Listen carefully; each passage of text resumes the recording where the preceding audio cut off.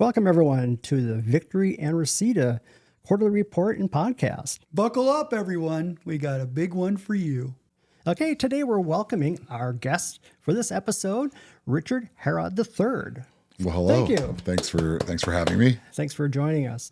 So tell us a little bit about yourself. You have quite an interesting background. Oh, my goodness. Well, I have about 28 years experience in the car business, and I have been obsessed with cars ever since, I don't know, probably about the age of 6.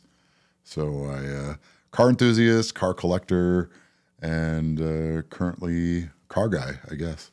Okay, that's good. But you've had a lot of different roles in the retail aspects of the car world, right? Yeah, absolutely. When I was 19 years old, I started my first job at a Saturn dealership in St. Paul, and I started as a part-time cashier, and I worked my way up from cashier into marketing, into finance, into sales, into management, into BDC, or the Business Development Center, then internet, then became a sales manager, then became a general manager, and then somehow landed as a dealer principal at the end of that 28-year stint. Wow. You've been in my professional life for now 13 years. 13 years. I think I've heard about you beforehand.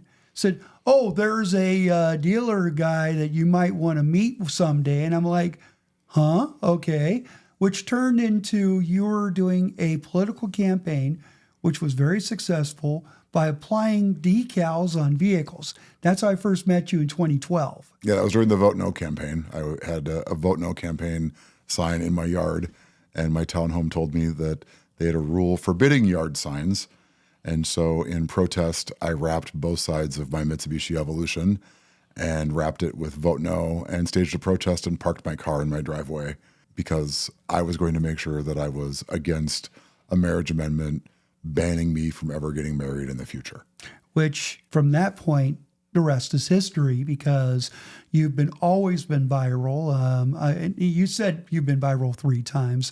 The latest one being a TikTok of an unwrapping of a GTR, which was your Christmas gift. Yeah, no, the first time I went viral was during the Vote No campaign. It started on Facebook and blew up to be something crazy. And you and I documented all that, photos, videos, Absolutely. And laughs and tears and everything. The second time went viral is when some Fuzzy Bear mascot kept falling on the ice. Wrong socks. King 1, take 4. I wore the wrong socks. And I may or may not have pushed him the last time in the blooper video. Viper Mitsubishi is a proud sponsor of Golden Gopher Hockey.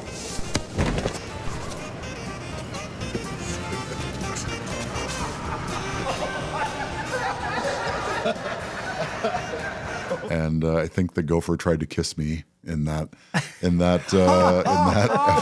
episode. And then this last time, when I came back from our holiday trip, I was blindfolded and walked on the show floor of Walser Reseda Nissan. And to my surprise, there was a 2024 Nissan GTR wrapped in Christmas paper, which I unwrapped. And now I have a 24 Skyline Edition GTR that I must now cherish and protect.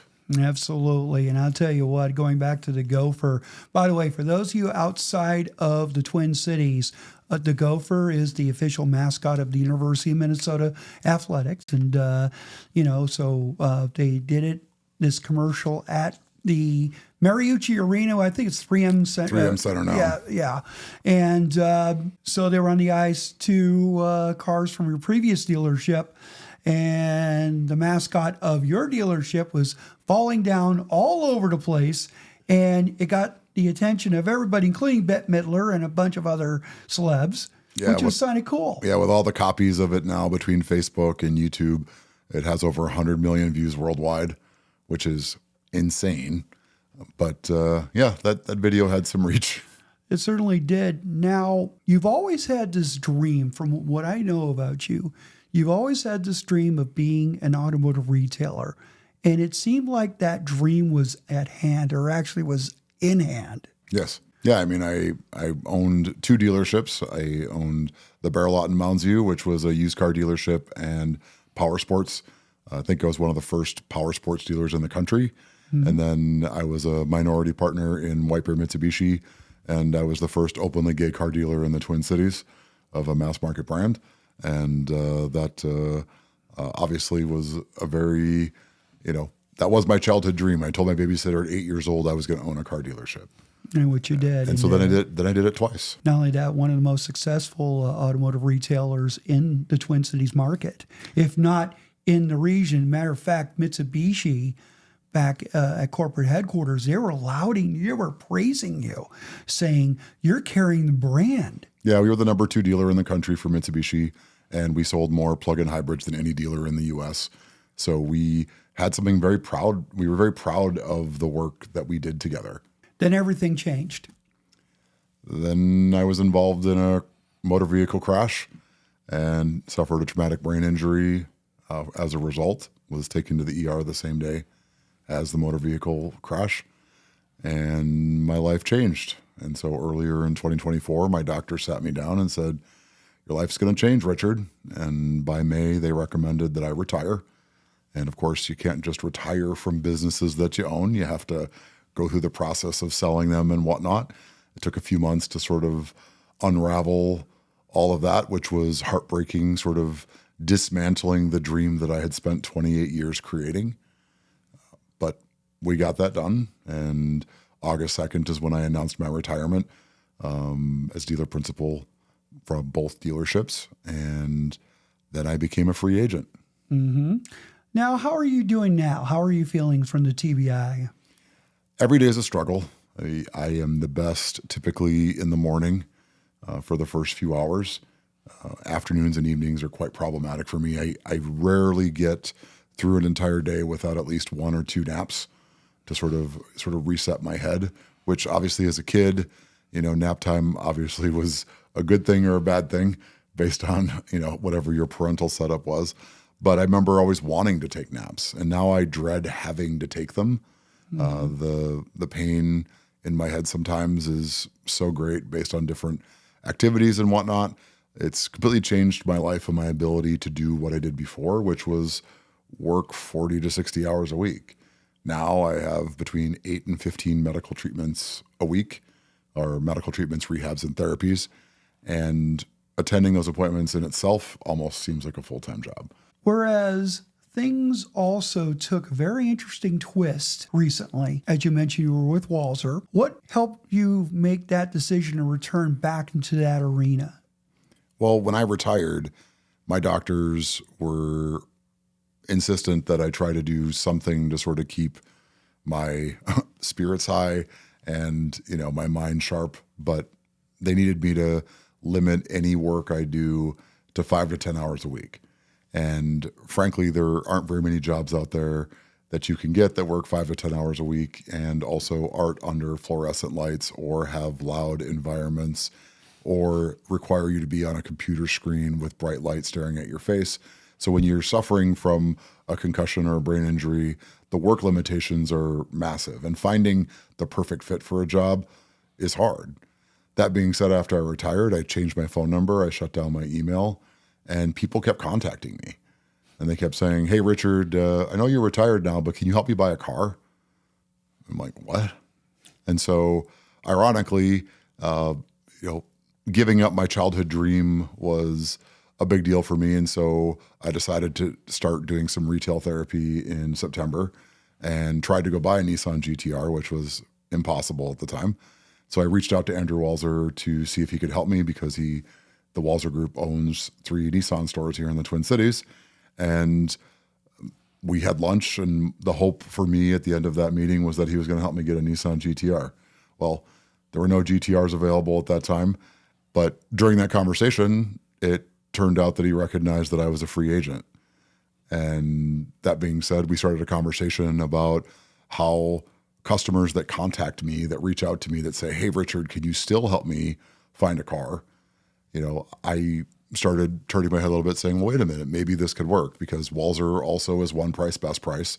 Saturn was one price, best price. My Bear Lot was one price, best price. And White Bear was one price, best price.